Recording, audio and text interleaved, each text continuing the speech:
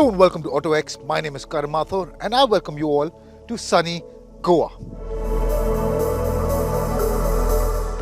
For a while now, I've been on the lookout for a rugged lifestyle SUV to replace my aging Maruti Gypsy. Now, it should have space for the family, for the luggage and for the dog. Now, until now, I had the option of 4-door pickup trucks like the Isuzu D-Max or the Toyota Hilux, but they were on the more expensive side. Then you had the 2-door SUVs like the Thar and the Gurkha, and then finally came along the Jimny 5-door, which seemed perfect at first, but it had less space than what I initially envisioned.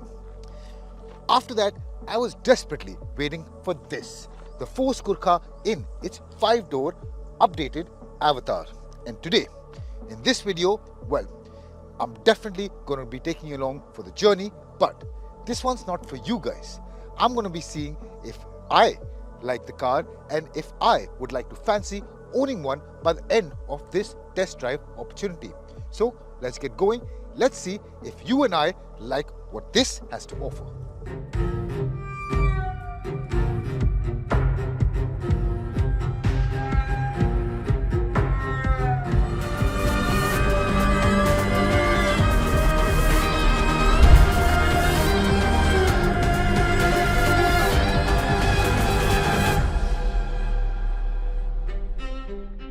Alright, so in terms of the design, the updated Force Gurkha, well, that retains the old school SUV look. It still has the boxy silhouette, the flat edges, and I think that's a really good thing. I did not want to lose out on all this drama, and that's what you get in spades. However, the difference which comes about between the 3-door and the 5-door is I feel that the 5-door looks a little more proportionate than what the 3-door does. The 3-door, don't get me wrong, still looks very intimidating in your rear view mirror. This fills out the edges and the spaces quite well. The people used to refer to the 3-door as the Desi G-Wagon. This now looks a lot more like the Desi G-Wagon. And the key differences which come about between the old Force Gurkha and the new Force Gurkha, well, for one, you get 18-inch alloy wheels with 255 section tires, which really do look chunky. They fill out the wheel wells really well, and as I mentioned about the proportionate look, well, these play a big part in all of that. And then you also have this, the 233 millimeters of ground clearance. Now this is up by 23 over the previous one, in helping it, giving it a little more rugged and a little more tall stance. And overall, I think that also really helps in the overall design. And over that, you continue to get the LED DRLs, the LED headlights, the indicators on the fenders, the fog lamps, the cool Gurkha logo at the front with the mesh at the back. However, one more key difference which comes about in the new one is that you now get electric ORVMs, which from the outside don't look too small, but once you start driving, which I'll talk about in my practicality review as well, is not all that big. It doesn't give you the full picture of what's behind. But overall, I think I really like what the design has to offer. I did previously, I still do, and the key differences which have been brought about in the new Force Gurkha, well, they really elevate the position of the Gurkha's design. Over that, the quirky 4x4x4 logo still remains. Now, as you guys might have known, 4x4 is the 4-wheel drive, and by 4, the third and the last 4, that stands for the 4 terrains that India has to offer: the mountains, plains, the coastal and the desert.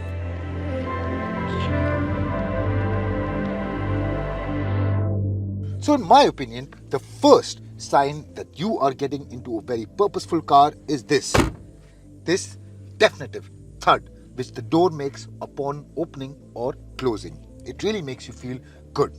Then the overall cabin ambience, the design and features have definitely improved. The Force Gurkha has been brought into the modern age, and that shows from the quality of parts which have been used, the features and everything. Let's start with this, which is the 7-inch digital instrument cluster. Now, in the teasers and images, I thought it looked little on the cheaper side, but once I saw it in real life, once I used it, it is something I can definitely live with. The graphics are good, the information is clear and easy to read, and the design is also easy on eyes. I really like what it has to offer. Then also on the side, you get the dial for the electrically adjustable rear view mirrors. While talking about design, I told you outside they do look proportional, but once you sit inside, you'll definitely think that these are a bit too small for the size of the car, and they can be a hindrance while driving in peak traffic hours. Then of course you have the 9-inch infotainment system. This is taken from Nippon. This also integrates the rear parking camera, and to be honest, the graphics and the quality of the infotainment system, well, that's not as good as what I thought about the instrument cluster. This goes well with the car, with the premium feel, but this definitely looks like an afterthought. Then you also get more features that the Force Gurkha adds, including 2 drive modes, which is power and eco. You also get an automatic start-stop system, and in terms of the overall design, you get an almost all black upholstery and interior look, and it looks really good. It looks pretty sporty. It goes well with the character of the car. And remember, in the 2-door, you guys got the window switches in the center. Well, here too, you don't get any switches for the windows or the door pads. All of them are concentrated in the center console for all 4 windows. An interesting touch, all 4 power windows are 1 touch down, but not 1 touch up, but that's fine. And I feel the 1 touch down feature will be very practical for most everyday scenarios.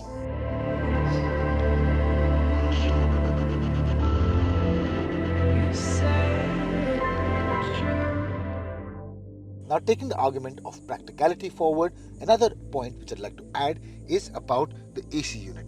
Now, what I'd like to add is the AC unit is really powerful. Today is a hot day in Goa and AC has been performing flawlessly. I have no complaints. And you also get 2 settings. One is AC minimum, which basically reduces the performance and thereby ends up being more efficient and fuel saving as well.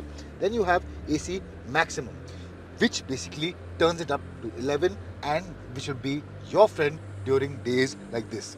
Can you see the result of Goa on my shirt? Well, this is going to solve that in no time at all. So other than that, you also get a lot of cubby holes and storage spaces. You get 2 in the front, you get 2 cup holders, you get a phone storage area, you get a decently styled glove box.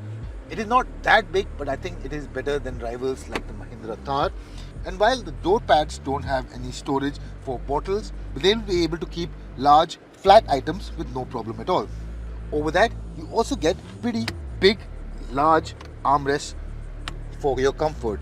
And more than that, they're adjustable and you can easily set them to any position you like. I think I really like that touch. No matter if you like to keep your seat all the way down, you can still adjust your armrest to your liking.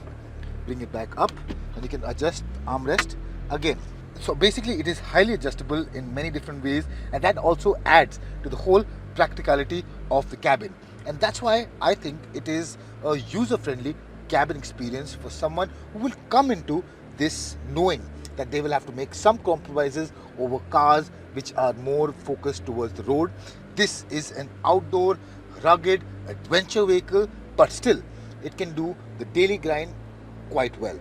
Now, there will be niggles, there will be shortcomings, but as for the basics, I think the Force Gurkha does get it right. Now, over that, a bigger question is, how does the second seat fare when it comes to the 5-door layout of the Force Gurkha? Only way to find out is to go back there.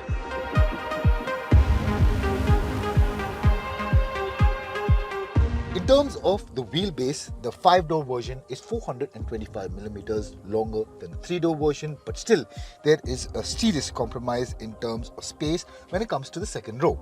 The front row is set to my height, which is 5'6", and as you can see, I barely have any knee room to call myself comfortable.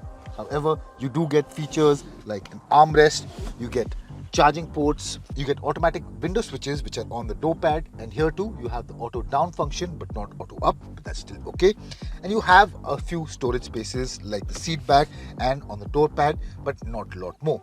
So in terms of the practicality, I feel the second row of the Force Gurkha 5-door version does lose out as compared to the 3-door version. That gets more space, the seats are more comfortable.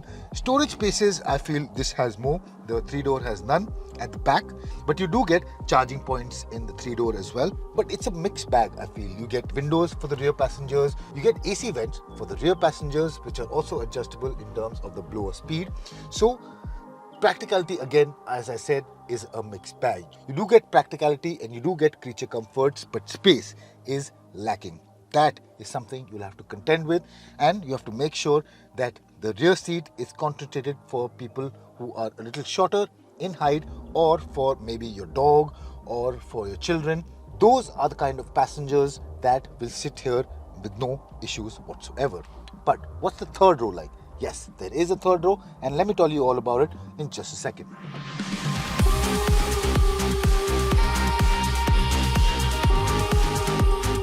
So as you guys can see, the third row of space is a lot better than what the second row has to offer. I get a lot more space for my knees, for my legs, and I get an individual seat which is pretty body hugging. The flat bench seat for the second row wasn't all that comfortable. This is where I'd like to spend most of my time. Yes, it doesn't get as many practical features as what the second row have got, but you do get 2 cup holders, but you lose out on the armrests, but you also lose out on the AC vents. But those are, I feel, something that can be lived with. And as you guys can see, I'm sitting here with all of the luggage that me, the cameraman, and 2 other journalists are sharing. We've kept all the luggage in the back row, and yet I have one whole seat to myself, and I still feel pretty comfortable. So without further ado, let's get to the performance. Let me tell you how the updated Force Gurkha does in terms of its updated performance.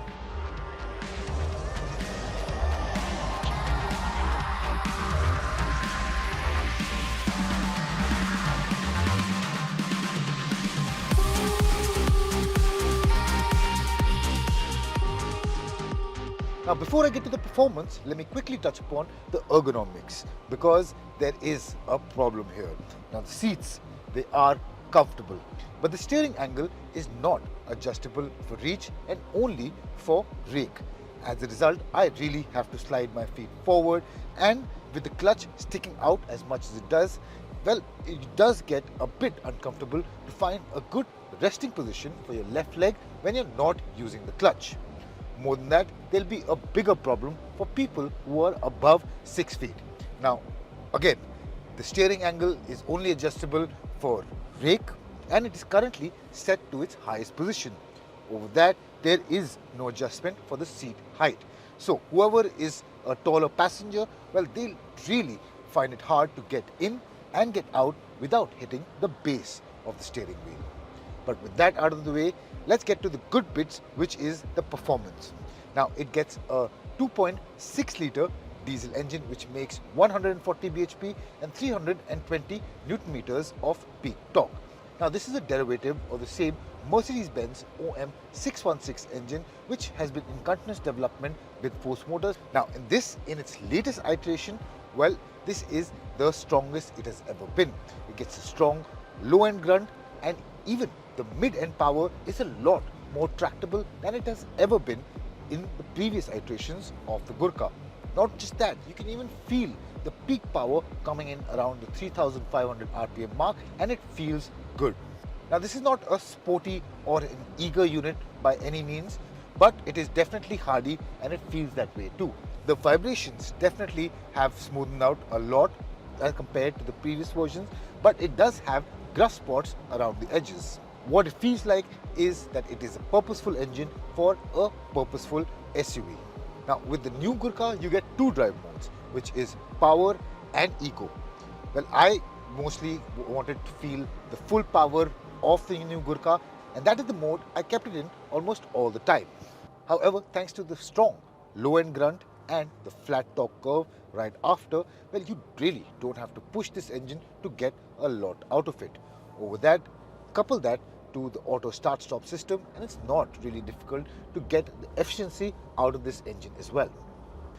So, overall, how is it to live with on a day-to-day basis? How is this engine paired to maybe say the 5-door version of the new Force Gurkha? Well, if you're stepping into it from a high revving petrol engine, well, there will be compromises which have to be made. However, if you know what you're getting into, I feel the new Gurkha is easier to drive and more powerful than it has ever been. And that's a really good thing. That's what makes me happy. Over that, the performance, I feel, has now become a more enticing factor than it has ever previously been. Now, if you come to handling, where the Force Gurkha really shines and what you understand the suspension is really made for is going off-road. Now, we got a brief chance to explore its capabilities at a curated off-road track, and to be frank, it was just too easy for the Gurkha to be any exciting. Now, with the approach angle, the breakover angle and the departure angle being so good as they are, well, it really felt like a walk in the park. In fact, put into 4 low, plonk it into first gear, and it can literally walk itself across those obstacles. I was literally doing nothing. That's how good it is. And then if we come to its on-road dynamics, well, it is a tall, rugged SUV and it feels that way. It's never going to be sporty, and that's something you'll definitely have to get used to. But what it is extremely comfortable. It really irons out any bad patches of road like it's nothing. It can get over any obstacle on road like it's nothing, and it felt rock steady at higher speeds as well. It can do the slow speed stuff very well. If the roads are broken, it can do it even better. And you take it out onto the highway stretches, and with the well spaced out gear ratios and the suspension and the tire combination, I feel highways have become another forte for the Force Gurkha. Yes, it will feel a bit strained over say 120, 140, but below that, if you're just cruising at 100 kilometers per hour on a national expressway or a national highway, I feel it's going to be able to do that with no problem whatsoever. So overall, I feel handling of the Force Gurkha is better than it has ever been. The Force Gurkha was a purposeful machine, and if you used it for the right purpose, it's going to be absolutely amazing. But if you try to put it in unnerving situations, that's how it's going to feel.